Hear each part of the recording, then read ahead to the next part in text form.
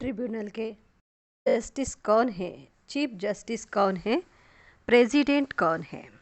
बाबा ने पूछा और उसका जवाब देते हुए मनमोहिनी दीदी जी को कहा कि आज अमृत वेले ब्रह्मा बाबा ने विशेष आत्माओं की तकदीर की लकीर फाइनल की थी। उसमें फाइनल कौन से रत्न होंगे? 8 रत्न फाइनल हुए होंगे। माँ बाप के पास तो निश्चित है ही, बाकी स्टेज पर प्रसिद्ध करना बाप के पास 108 ही निश्चित है। क्यों? बाप के पास भविष्य भी ऐसा ही क्लियर है जैसे वर्तमान। अनन्य बच्चों के पास भी भविष्य ऐसा ही स्पष्ट होता जा रहा है, क्योंकि बाप के साथ सर्व कार्य में समीप सहयोगी है। तो अष्टरत्न चीफ जस्टिस है। जस्टिस की जजमेंट हाँ या ना की फाइनल होती है ना। बाप प्रेसिडेंट है, लेकिन बच्चे चीफ जस्टिस है। जजमेंट बच्चों की है। चीफ जस्टिस की जजमेंट सदा यथार्थ होती है। जस्टिस के ऊपर चीफ जस्टिस हाँ या ना कर सकते हैं, लेकिन चीफ जस्टिस की जजमेंट की बहुत वैल्यू होती है। इसलिए जब तक भविष्य भी वर्तमान के समान स्पष्ट न हो तो जजमेंट यथार्थ कैसे दे सकेंगे? वर्तमान और भविष्य की समानता, इसी को ही बाप की समानता कहा जाता है। पुरुषार्थियों के स्टेज अनुभव में लाई है, बाबा ने पूछा। ऊपर सुनाते हुए बाबा ने कहा, सबको एक बात का इंतज़ार है। वह कौन सी बात है? जो शुरू की है मैं कौन, वही लास्ट तक भी है। सबको इंतज़ार है आखिर भी भविष्य में मैं कौन, या माला में मैं कहा। अब यह इंतज़ार कब पूरा होगा? सब 1-2 में रूह रिहान भी करते हैं। 8 में कौन होंगे, 100 में कौन होंगे, 16,000 का तो कोई सवाल ही नहीं। आखिर भी 8 में या 100 में मैं कौन होंगे? विदेशी सोचते हैं कि हम कौन सी माला में होंगे। लास्ट में आने वाले सोचते कि हम कौन सी माला में होंगे, या शुरू में आने वाले फिर सोचते हैं लास्ट सो फास्ट है ना मालूम हमारा स्थान कहाँ है या लास्ट वाले का है। आखिर हिसाब क्या है? किताब तो बाप दादा के पास है ना, फिक्स नहीं किए हैं। आप लोगों ने भी आर्ट कंपटीशन की भी चित्र कैसे चुना? पहले थोड़े अलग किए, फिर उसमें से 1, 2, 3 नंबर लगाया। पहले चुनने होते हैं, फिर नंबरवार फिक्स होते हैं। अब चुने गए हैं लेकिन फिक्स नहीं हुए हैं। पीछे आने वालों का क्या होगा? सदैव कुछ सीट्स अंत तक भी होती ही है, रिजर्वेशन होती है, तो लास्ट तक भी कुछ कोटा रखते हैं, लेकिन वह कोटों में कोई और कोई में भी कोई होता है। अष्टरत्नों की पहचान, सब किस माला में हो, अपने में उम्मीदें रखो। कोई ना कोई ऐसी वंडरफुल बात होगी जिसके आधार पर आप सब की उम्मीदें पूरी हो जाएगी। अष्टरत्नों की विशेषता एक विशेष बात से है। अष्टरत्न प्रैक्टिकल में जैसे यादगार है, विशेष तो जो अष्ट शक्तियाँ है वह हर शक्ति उनके जीवन में प्रैक्टिकल में दिखाई देगी।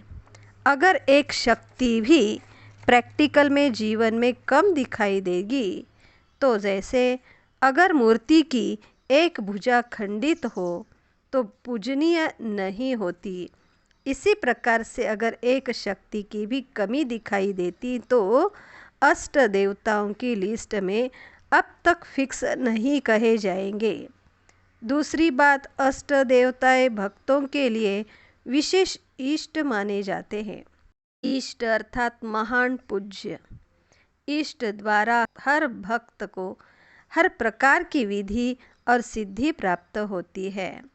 यहाँ भी जो अष्ट रत्न होंगे वह सर्व ब्राह्मण परिवार के आगे अब भी इष्ट अर्थात हर संकल्प और चलन द्वारा विधि और सिद्धि का मार्गदर्शन करने वाले सबके सामने ऐसे ही महान मूर्त माने जाएंगे। तो अष्ट शक्तियाँ भी होगी और परिवार के सामने इष्ट अर्थात श्रेष्ठ आत्मा, महान आत्मा, महादानी आत्मा के रूप में होंगे। तो यह है अष्ट रत्नों की विशेषता। राज्य वंश यहाँ से ही आरंभ होता है। संगम युग के राजाओं का साक्षात्कार होता है। बाबा ने पूछा, राज्य वंश यहाँ से ही आरंभ होता है। अभी राजे और प्रजा दोनों ही संस्कार प्रत्यक्ष रूप में दिखाई दे रहे हैं। प्रजा अर्थात हर बात में अधीनपन के संस्कार। उनको कितना भी अधिकारीपन की स्टेज का तख्त दो, लेकिन तख्त नशीन बन नहीं सकते। सदा निर्बल और कमज़ोर आत्मा दिखाई देंगे। स्वयं की हिम्मत नहीं होगी, लेकिन दूसरे की हिम्मत और सहयोग से कार्य सफल कर सकते हैं। सहयोग और चीज़ है और हिम्मत बढ़ाने के लिए सहयोग और चीज़ है। हिम्मत देंगे तो कर देंगे। यह अधिकारीपन की निशानी नहीं है। हिम्मत रखने से सहयोग के पात्र स्वतः ही बनेंगे। इसलिए पूछा कि राजवंश दिखाई दे रहा है।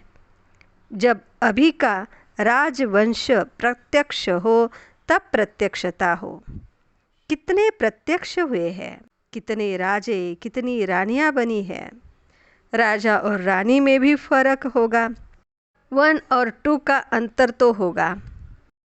अभी इस पर रूह रिहान करना। राजा की निशानी क्या होगी और बाल बच्चों की क्वालिफिकेशन क्या होगी। राजवंश के बच्चों में भी वंश के संस्कार तो होंगे ना। इस पर रूह रिहान करना। किसी प्रोग्राम व प्लान की सफलता का आधार। बाबा ने कहा, भविष्य का प्लान बनाना है, उसके लिए संगठन इकट्ठा किया है। तो क्या प्लान बनाएंगे। जो भी किया है वह तो बहुत अच्छा किया, और अभी जो करेंगे वह भी अच्छा। कोई भी प्रोग्राम व प्लान की सफलता का आधार क्या होता है। रिवाजी रीति भी किसी कार्य की सफलता का आधार क्या होता है। कोई भी प्रोग्राम को सफल बनाना चाहते हो तो क्या सोचते हो। अभी जो कॉन्फ्रेंस की तो उसकी विशेष सफलता का आधार क्या था। साधारण रीति से भी हर प्रोग्राम की सफलता का आधार विशेष व्यक्ति की पर्सनैलिटी का रहता है। जैसी पर्सनैलिटी वाला हो आएगा वैसा आवाज़ बुलंद होगा। जब भी आप प्रोग्राम बनाते हो तो विशेष आवाज़ बुलंद करने का लक्ष्य रखकर प्लान बनाते हो। विशेष पर्सनैलिटी आए जिससे स्वतः आवाज़ बुलंद हो जाए तो पर्सनैलिटी साधन बन जाता है। लौकिक पर्सनैलिटी वाले बाहर की आवाज़ फैलाने के निमित्त बनते हैं। वैसे आप विशेष निमित्त बने हुए सेवाधारियों की वर्तमान समय सेवा में पर्सनैलिटी चाहिए। पर्सनैलिटी मनुष्य को अपने तरफ आकर्षित करती है। तो वर्तमान समय की पर्सनैलिटी कौन सी चाहिए। प्योरिटी ही पर्सनैलिटी है। जितनी प्योरिटी होगी तो प्योरिटी की पर्सनैलिटी स्वयं ही सर्व के सिर झुकाएगी। जैसे ड्रामा के अंदर सन्यासियों के आगे भी सिर झुकाते हैं। प्योरिटी की पर्सनैलिटी के कारण प्योरिटी की पर्सनैलिटी बड़े बड़े लोगों के सिर झुकाती है। तो वर्तमान समय प्योरिटी की पर्सनैलिटी के आधार पर सिर झुकेंगे। अगरबत्ती की खुशबू खींचती तो है ना, वैसे आने से ही प्योरिटी की खुशबू अनुभव हो। यह देखे कि वहाँ प्योरिटी ही प्योरिटी नज़र आए। वर्तमान समय इसी का ही अनुभव करना चाहते हैं, जो चारों ओर नज़र नहीं आती। चाहे कितनी भी महान आत्मा हो, नाम हो, लेकिन प्योरिटी के वाइब्रेशन नहीं है, क्योंकि वह सिद्धि के नाम मान शान को स्वीकार कर लेते हैं। इसलिए प्योरिटी का वाइब्रेशन कहीं भी नहीं आता। अल्पकाल की प्राप्ति का आकर्षण होता है, लेकिन प्योरिटी का आकर्षण नहीं होता। अभी प्रैक्टिकल जीवन में यह प्योरिटी की पर्सनैलिटी चाहिए, जो पर्सनैलिटी स्वयं ही आकर्षित करे। कहीं प्राइम मिनिस्टर आता है, पर्सनैलिटी है तो सब स्वतः ही भागते हैं ना। तो यह पर्सनैलिटी सबसे नंबर 1 है। अभी यह प्लान बनाना है। धर्मात्माओं को आकर्षित करने वाली भी यह पर्सनैलिटी है। वह अनुभव करे कि हमारे पास चीज़ नहीं है, वह यहाँ है। नहीं तो समझते कि हाँ, कन्याएं माताएं हैं, अच्छा काम कर रही है, इसी भावना से देखते हैं। लेकिन पर्सनैलिटी समझकर सामने आए कि यह विश्व की सबसे बड़ी पर्सनैलिटी है। समझा कुछ और था, देखा कुछ और, ऐसा अनुभव करें। जो हमारी बुद्धि में बात नहीं है, वह इन्हों के प्रैक्टिकल जीवन में है। यह है महारथी को नीचे गिराना। जैसे चींटी हाथी को भी गिरा देती है ना, तो इस पर्सनैलिटी में झुक जाए। अभी स्वयं का स्वरूप सर्व प्राप्तियों के चुंबक का स्वरूप चाहिए, जो स्वयं ही सर्व आकर्षित हो। जहाँ देखे, जिसको देखे, प्राप्ति का अनुभव हो। तो प्राप्ति ही चुंबक है और सर्व प्राप्ति स्वरूप ही चुंबक भी है। अभी मेहनत, एनर्जी और मनी लगानी पड़ती है, फिर इन दोनों का काम प्योरिटी की पर्सनैलिटी ही करेगी। अभी वाइब्रेशन नहीं बदले हैं, अभी भी भिन्न नज़र से देखते हैं। अभी अपने वाइब्रेशन द्वारा जो है, जैसे है वैसे नज़र से देखते का वाइब्रेशन फैलाओ और अपनी वरदानी महादानी वृत्ति से वाइब्रेशन और वायुमंडल को परिवर्तन करो। अभी तक बेचारे तड़पते हुए ढूंढते रहते हैं कि कहाँ जाए। प्यासी आत्माओं की अभी सागर और नदियों के सही स्थान का परिचय नहीं मिला है, इसलिए ढूंढते ज़्यादा है। तो अपने लाइट हाउस स्वरूप से मंजिल का रास्ता दिखाओ। बाप दादा साथ है या चले गए हैं? अभी इतनी संख्या वृद्धि को पा रही है, तो जाने के गेट भी खुलने चाहिए। तो गेट खोलने वाले कौन हैं? बाप अकेला कुछ नहीं करेगा। कब कुछ किया है? अभी भी अकेले नहीं है। पहले से बाप दादा 2 साथी है, अकेला तो हो नहीं सकता। बच्चे भी है, आप साथ नहीं रहते हो। वायदा क्या किया है? साथ रहेंगे, साथ चलेंगे, साथ खाएंगे, साथ पिएंगे, यह वायदा है ना। अभी वायदा बदल गया है क्या? अभी भी वही वायदा है, बदला नहीं है। चले गए ऐसा नहीं है। साकार में तो और भी थोड़े समय का साकार समय था और थोड़ों के लिए साकार का साथ था। अभी तो सभी के साथ है। साकार में तो फिर भी कई प्रकार के बंधन थे, अभी तो निर्बंधन है। अभी तो और ही तीव्र गति है। बाप को बुलाया और हाजिरा हजूर। कौन सा प्रसाद बांटना है? बाप तो हर बच्चों के बुलाने पर आ जाते हैं। बच्चे जो आज्ञा करे वह मानते हैं, लेकिन इस बार कुछ साथ ले भी जाना है। बच्चे तो साथ है ही, लेकिन साथ ले क्या जाएंगे? हर बच्चे के दृढ़ संकल्प की अंतिम आहुति ले जाएंगे। यज्ञ का प्रसाद अंतिम आहुति होती है। यज्ञ की रचना साकार सृष्टि में साकार द्वारा हुई। ब्रह्मा ने अपना पार्ट बजाकर ब्राह्मणों को यज्ञ की जिम्मेवारी तो दी। यज्ञ की विशेष प्रसाद बाप दादा लेंगे। कोई भी मिलने आते हैं तो उनको प्रसाद देते हैं ना। बाप दादा भी प्रसाद ले जाएंगे। यह प्रसाद देना अर्थात विश्व परिवर्तन होना है। इस शिवरात्रि पर सेवा के साथ, जिससे अन्य अनेक आत्माओं का परिचय मिले, वह तो कहेंगे ही, लेकिन साथ साथ ऐसा संकल्प करो कि परिचय के साथ बाप की झलक देखने या अनुभव करने का भी प्रसाद लेवे।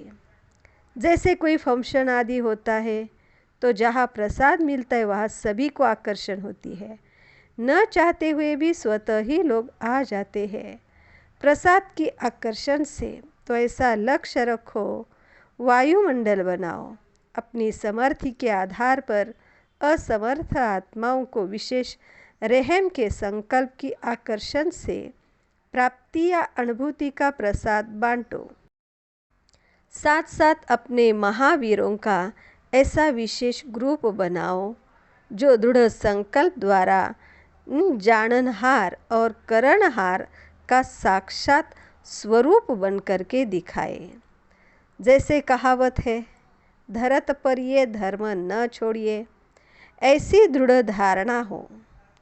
कुछ भी परिस्थितियाँ आ जाए, माया के महावीर रूप सामने आ जाए, लेकिन धारणा न छूटे। जैसे शुरू में आपस में पुरुषार्थ के ग्रुप बनाए थे ना, डिवाइन यूनिटी भी बनाई थी। अभी कौन सी पार्टी बनाएंगे? इस शिवरात्रि पर पांडव और शक्तियाँ दोनों विशेष ग्रुप बनाए जो विघ्न विनाशक ग्रुप हो। यह प्रसाद बाप दादा ले जाएंगे।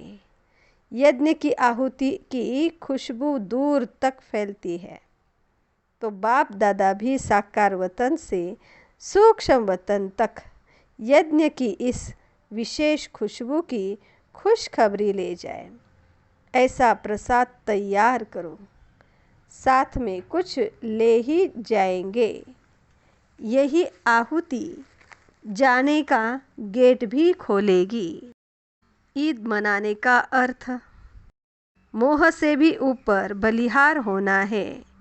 जब बलिहार हो गए तो मोह तो उसमें एक अंचली है। अभी साथ रहेंगे, साथ चलेंगे, सिर्फ आज क्यों, सदा ही साथ चलेंगे। प्रसाद तैयार करना। पांडव क्या करेंगे? बकरीद था इसलिए कहा, कुछ भी करो लेकिन कुछ करके दिखाओ। देखेंगे पांडवों का ग्रुप रेस करता है या शक्तियों का। बकरी ईद मनाओ या कोई भी ईद मनाओ, मैं का त्याग करना, इसको कहा जाता है ईद मनाना। अब देखेंगे कि क्या प्रसाद तैयार कर देते हैं। पांडव तैयार करते हैं या शक्तियाँ तैयार करती है, या दोनों ही तैयार करते हैं। बेगर टू प्रिंस का अर्थ बाबा ने समझाया। बाप दादा को अंत सो आदि करने वाले ऐसे ऑलराउंड पार्टधारी परोपकारी ग्रुप चाहिए। जैसे हर विशेष कार्य के अर्थ ग्रुप बनाते हैं ना, तो इस समय ऐसे परोपकारी ग्रुप चाहिए जो देने वाले दाता हो। जैसे राजा दाता होता है, आजकल के राजे लोग नहीं, संपन्न राजाएं सदा प्रजा को देने वाले होते हैं। अगर प्रजा से लेने वाले हुए तो प्रजा ही राजा हो गई। इसलिए संपन्न राजाएं कब लेते नहीं हैं, देने वाले होते हैं। संपन्न राजाओं का हाथ कभी भी लेने वाला हाथ नहीं होगा, देने वाला होगा। स्वर्ग के विश्व महाराजा प्रजा से लेंगे क्या? प्रजा भी संपन्न तो विश्व महाराजा क्या होगा। तो जैसे भविष्य दाता बनने का पार्ट बजाना है, अभी से ही वही दातापन के संस्कार भरने हैं। किसी से कोई सैल्वेशन लेकर फिर सैल्वेशन देवे, ऐसा संकल्प भी न हो। इसको कहा जाता है बेगर टू प्रिंस। स्वयं लेने की इच्छा वाले नहीं, इस अल्पकाल की इच्छा से बेगर, अल्पकाल के साधनों को स्वीकार करने में बेगर। ऐसे बेगर ही संपन्न मूर्त होंगे। एक तरफ बेगर, दूसरे तरफ संपन्न। अभी अभी बेगर टू प्रिंस का पार्ट प्रैक्टिकल में बजाने वाली आत्माओं को कहा जाता है सदा त्यागी और सदा श्रेष्ठ भाग्यशाली। फिर मस्त फ़कीर किसको कहा जाता है? तो बाबा ने कहा आजकल से ऐसे ग्रुप की आवश्यकता है जो दूसरे की कमज़ोरी समाप्त कर शक्ति देते जाए। ऐसे सब बन जाए तो क्या हो जाएगा? आप लोगों का समय बच जाएगा। फिर केस और किस्से ही खत्म हो जाएंगे और सदैव रूहानी स्नेह मिलन होगा। विश्व कल्याण के कार्य में तीव्र गति आ जाएगी। अभी तो कितने प्लान्स बनाने पड़ते हैं। कई प्लान्स बिना कार्य किए भी खत्म हो जाते हैं। जैसे बारूद कब कब जलता ही नहीं है, वह ही खत्म हो जाता है। लेकिन विश्व कल्याण का तीव्र गति में संकल्प किया कि इस समय यह बात होनी चाहिए और चारों तरफ निमित्त मात्र किया और आवाज़ बुलंद हुआ। जैसे साकार बाप को देखा, नॉलेज की अथॉरिटी के साथ साथ नॉलेज द्वारा अनुभूति मूर्त की भी अथॉरिटी थे, जिस अथॉरिटी के कारण हर बोल में नॉलेज के साथ साथ अनुभव भी था, तो डबल अथॉरिटी थी। ऐसे ही हर बच्चा डबल अथॉरिटी के बोल बोले तो अनुभव का तीर, नॉलेज की अथॉरिटी का तीर सेकंड में प्रभाव डाले। स्वरूप और बोल दोनों अथॉरिटी के हो तब सफलता सहज हो जाएगी। नहीं तो यही कहते हैं नॉलेज तो बड़ी अच्छी है लेकिन ऊंची है। धारणा होना मुश्किल है तो धारणा मूर्त, धारणा स्वरूप प्रैक्टिकल में दिखाई दे। प्रत्यक्ष प्रमाण को ग्रहण करना सहज हो जाता है। तो ऐसा ग्रुप चाहिए जो डबल अथॉरिटी हो, जिसको कहते हैं मस्त फ़कीर। कोई भी इच्छा न हो। परोपकारी का अर्थ त्याग से सदाकाल का भाग्य स्वतः ही बन जाता है। त्याग किया और तकदीर की लकीर हुई।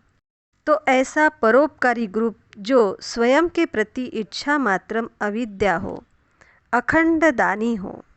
जैसे बाप को देखा तो स्वयं का समय भी सेवा में दिया। स्वयं निर्माण बन बच्चों को मान दिया। पहले बच्चे, नाम बच्चे का, काम अपना, काम के नाम की प्राप्ति का त्याग। नाम में भी परोपकारी बने। अपना त्याग कर दूसरे का नाम किया। स्वयं को सदा सेवाधारी रखा। यह है परोपकारी।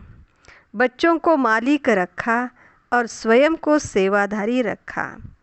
मालिकपन का मान भी दे दिया, शान भी दे दिया, नाम भी दे दिया।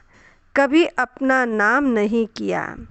मेरे बच्चे तो जैसे बाप ने नाम, मान, शान सबका त्याग किया, परोपकार किया, स्वयं का सुख बच्चों के सुख में समझा। बच्चों की विस्मृति के कारण दुख का अनुभव स्व अपना दुख समझा। बच्चों की गलती भी अपनी गलती समझ बच्चों को सदा राइटियस बनाया। इसको कहा जाता है परोपकारी। महारथियों को देख सब क्यों खुश होते हैं? क्योंकि महारथी साकार बाप के समान सबके आगे साकार रूप में संपन्न व श्रेष्ठ है। इसलिए महारथियों को बाप भी देख हर्षित होते हैं। क्योंकि समान है तो समान को देख हर्ष होता है। संगम पर ही बाप बच्चों को सेवा के तख्त नशीन बनाते हैं। यह है संगम युग की रस्म। अपने हाथों से भविष्य में भी तख्त नशीन बनाएंगे। बाप स्वयं गुप्त रूप में तख्त नशीन बच्चों को देखते हैं। सहयोगी भी बनते हैं लेकिन प्रैक्टिकल तख्त नशीन बच्चों को ही बनाते हैं। यह रस्म अभी से आरंभ होती है। निमित्त बनने के तख्त की विशेषता क्या है? बाप करण करावनहार है तो करणहार का पार्ट बजाता है और अभी करावनहार का भी पार्ट बजा रहा है। बाप का तख्त होने के कारण तख्त नशीन होने में बोझ अनुभव नहीं होता, क्योंकि बाप का तख्त है और बाप ने स्वयं तख्त नशीन बनाया है। यह निमित्त बनने का तख्त कितना सहज है। तख्त की विशेषता है, इस तख्त में विशेष जादू भरा हुआ है जो मुश्किल सेकंड में सहज हो जाती है। यह निमित्त बनने का तख्त समय प्रमाण, ड्रामा प्रमाण सर्वश्रेष्ठ तख्त और अति सफलता संपन्न तख्त गाया हुआ है। जो भी तख्त पर बैठे सफलता मूर्त। यह अनादि आदि वरदान है तख्त को। इस तख्त के तख्त नशीन भी बड़े गुह्य रहस्य वाली और राजयुक्त आत्माएं ही बनती है। बाप दादा महारथियों को वर्तमान समय भी डबल तख्त नशीन देखते हैं। दिल तख्त तो है ही, लेकिन यह निमित्त बनने का तख्त बहुत थोड़ों को प्राप्त होता है। यह भी राज बड़ा गुह्य है। राजा कौन, रानी कौन और रॉयल फैमिली वाले कौन? बाबा ने समझाया, भविष्य राज्य की रॉयल फैमिली के अभी से ही प्रत्यक्ष होती जाएंगी ना। जो बाप दादा के बोल सुने हैं कि अंत में सब स्पष्ट साक्षात्कार होगा, तो क्या वह दिव्य दृष्टि से होगा? साक्षात्कार में होगा या साक्षात रूप में होगा? सबको दिव्य दृष्टि से साक्षात्कार होने का ड्रामा तो और ही होगा, लेकिन यह साक्षात रूप में साक्षात्कार होगा। अभी जल्दी ही हरेक आत्मा अपने रियलिटी मतलब सत्यता द्वारा रॉयल्टी माना राजापन का रूप प्रत्यक्ष रूप में दिखाएंगे, जिसमें यह किसी को भी क्वेश्चन नहीं होगा कि यह होगा या नहीं होगा। अभी तो आपस में अगर नंबर भी निकालो तो फिर भी क्वेश्चन उठते हैं कि यह कैसे, यह ऐसे, लेकिन अभी जल्दी ही प्रत्यक्ष होंगे। राजा कौन, रानी कौन व रॉयल फैमिली वाले कौन, इसके भी पुरुषार्थ की गति बड़ी गहन है। समान होते हुए भी चाहे अभी प्लस में भी दिखाई देते हो, फिर भी पुरुषार्थ की गति गुह्य होने के कारण नंबर 1, 2 हो ही जाएगा। अभी हर एक के पुरुषार्थ की विशेषता दिखाई भी देती है, लेकिन जैसे कोई धूल के अंदर हीरा चमकता है, कभी स्पष्ट दिखाई देगा, कभी छिपा हुआ नजर आएगा। तो अभी के पुरुषार्थ में चमकते हुए हीरे नज़र जरूर आते हैं, लेकिन ऐसे दिखाई देते हैं और फिर अंत में अंत अर्थात लास्ट घड़ी नहीं, संगम का अंत अर्थात कुछ समय पहले से ही प्रत्यक्षता जरूर होगी।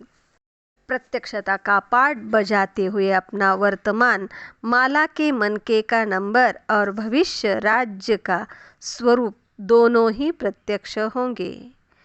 लेकिन अभी थोड़ा सा रेस की धूल का पर्दा है। अभी रेस में चलते चलते कभी रेस के बजाय रीस में बदल जाता है। यही धूल का पर्दा चमकते हुए हीरों को छिपा देता है, और जब यह पर्दा हट जाएगा तो छिपे हुए हीरे अपने प्रत्यक्ष के संपन्न स्वरूप में आ जाएंगे। यह पर्दा समाप्त हो जाएगा। संपन्नता का साक्षात्कार होने से कोई में संकल्प ही नहीं उठेगा कि यह भी यह नंबर ले सकते हैं, अर्थात रीस का पर्दा खत्म हो जाएगा और संपन्न हीरे चमकते हुए स्टेज पर प्रत्यक्ष हो जाएंगे। जैसे साकार में मम्मा बाबा की तरफ कोई रीस की कोई की रीस नहीं हो सकती है ना। ऐसे नंबरवार इतने स्पष्ट होंगे जो कोई रीस कर ही न सके। ऐसे रॉयल फैमिली अभी से ही रॉयल्टी में दिखाई देगी। इस पर रुहान करना बाप दादा का एक प्रश्न है। कोई महारथियों के संस्कार ब्रह्मा बाप समान ज़्यादा है और कोई के विष्णु के समान है। कोई की जन्म पत्री में आदि से अंत तक स्थापना के निमित्त बनने के संस्कार है और कोई के पालना के संस्कार है। इसका रहस्य क्या है? इस पर बाबा ने कहा रुहान करना। दोनों ही विशेष आत्माएं भी है लेकिन अंतर भी विशेष है। तो दोनों में नंबर 1 कौन हुए और इसका भविष्य के साथ क्या संबंध है? वर्तमान दोनों की विशेष प्राप्तियां क्या है? दोनों के पूजन में भी अंतर क्या है? इस पर रुहान करना बड़ी टॉपिक है ना। इस टॉपिक से अपना पूज्य रूप भी समझ जाएंगे, समझ सकेंगे कि मेरा कौन सा रूप होगा। वह भावना होगी। जैसे अभी आपको कोई आपके नाम से बुलाता है तो झट फील होता है ना कि मुझे बुला रहे हैं। ऐसे स्पष्ट भावना आएगी। जब ब्रह्मा ही विष्णु है तो शंकर कौन? कहते हैं ना कि ब्रह्मा को संकल्प उठा कि सृष्टि रचे। ब्रह्मा को यह संकल्प क्यों उठा? इसका रहस्य समझते हो? ब्रह्मा के संकल्प से सृष्टि रची गई और ब्रह्मा के संकल्प से ही गेट खुलेगा। अब शंकर कौन हुआ? यह भी गुह्य रहस्य है।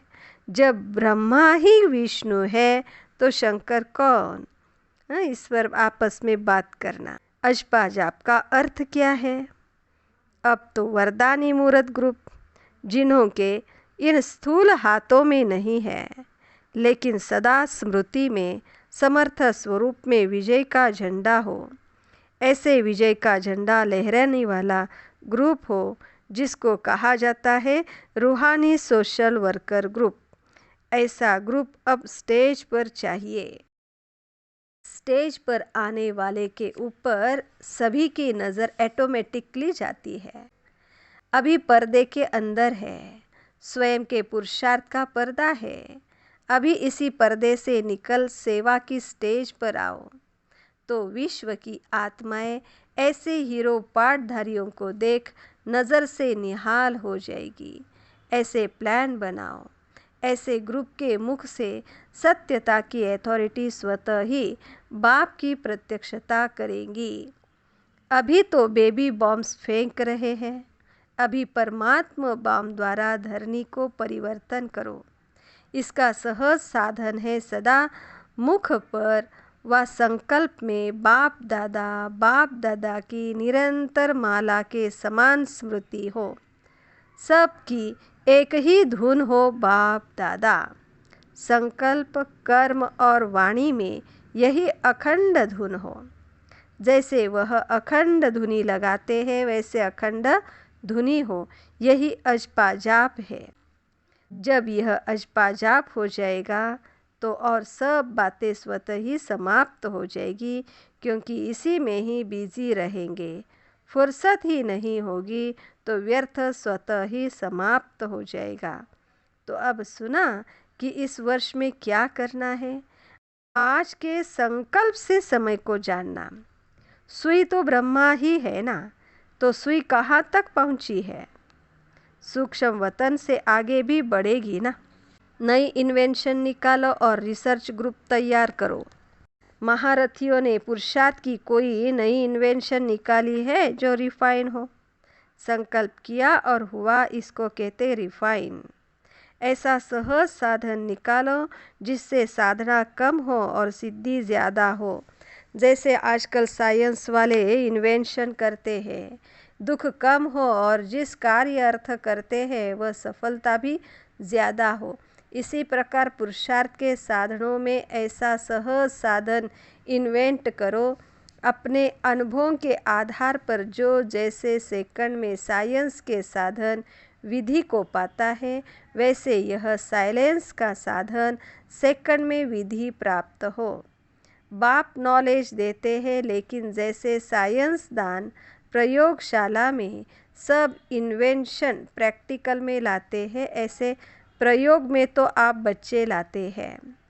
प्रयोग में लाने वाले साधन अर्थात अनुभव में लाने वाले साधन, उनमें से ऐसा कोई सहज साधन सुनाओ जिसमें मेहनत कम और अनुभव ज़्यादा हो। ऐसे चारों ओर के वातावरण, चारों ओर की कमज़ोर आत्माओं के समाचार प्रमाण, ऐसा साधन निकालो। जैसी बीमारी होती है वैसी दवाई निकाली जाती है, तो चारों ओर के समाचार अनुसार ऐसा साधन निकालो और फिर प्रैक्टिकल करके दिखाओ। अब महारथियों को ऐसा नया साधन इन्वेंट करना चाहिए। ऐसा ग्रुप हो जिसको रिसर्च ग्रुप कहते हैं। अब समझा महारथियों को क्या करना है। फिर कारोबार भी हल्की हो जाएगी। पहले निमित्त कौन बनेंगे? तो बाबा ने कहा, जैसे पहले पहले मौन व्रत रखा था तो सब फ्री हो गए थे, टाइम भी बच गया था।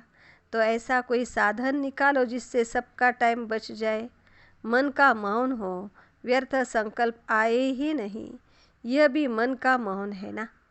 जैसे मुख से आवाज़ न निकले, वैसे व्यर्थ संकल्प न आए, यह भी मन का मौन है। तो व्यर्थ खत्म हो जाएगा, समय बच जाएगा।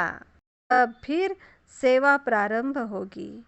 मन के मौन से नई इन्वेंशन निकलेगी। जैसे शुरू के मौन से नई रंगत निकली, वैसे इन मन के मौन से नई रंगत होगी। तो अभी पहले निमित्त कौन बनेंगे? महारथी ग्रुप है, जो बाप द्वारा युक्तियाँ मिलती रहती है, उनको प्रयोग करने के रूप में लाओ। वह रूपरेखा सभी को नहीं आती, वर्णन करना आता है, लेकिन उसी साधन से सिद्धि को प्राप्त करे वह प्रयोग करना नहीं आता है, इसलिए योग भी नहीं लगता। तो ऐसा प्लान बनाओ जिससे सहज ही विधि प्राप्त हो। विचित्र बाप की विचित्र लीला। जैसे बाप विचित्र है, विचित्र बाप की लीला भी विचित्र है। दुनिया वाले समझते बाप चले गए और बाप बच्चों से चरित्र रूप में जब चाहे तब मिलन मना सकते हैं। दुनिया वालों की आँखों के आगे पर्दा गया है, वैसे भी स्नेह मिलन पर्दे के अंदर अच्छा होता है। दुनिया की आँखों में पर्दा आ गया, लेकिन बाप बच्चों से अलग हो नहीं सकता। वायदा है ना, साथ चलेंगे, वही वायदा याद है ना, जो आदि सो अंत। पटरानियाँ, राधे और गोपियों का रहस्य। सदा सुहागिन का गायन शास्त्रों में किस रूप में है? सदा सुहागिन का गायन पटरानियों के रूप में है। फिर पटरानियों में भी नंबर है, कोई सदा साथ रहती है और कोई कभी कभी। उन्होंने देहधारी की कहानी बना दी है, लेकिन है आत्मा और परमात्मा की कहानी, जो एक ही समय पर सभी से मिलन मना सकते हैं, जो भी आह्वान करे। तो पटरानियाँ तो सब बनती है, लेकिन उनमें भी नंबर है। प्राप्ति में भी अंतर है और पूजन में भी अंतर है। राधे की प्राप्ति अपनी, गोपियों की अपनी।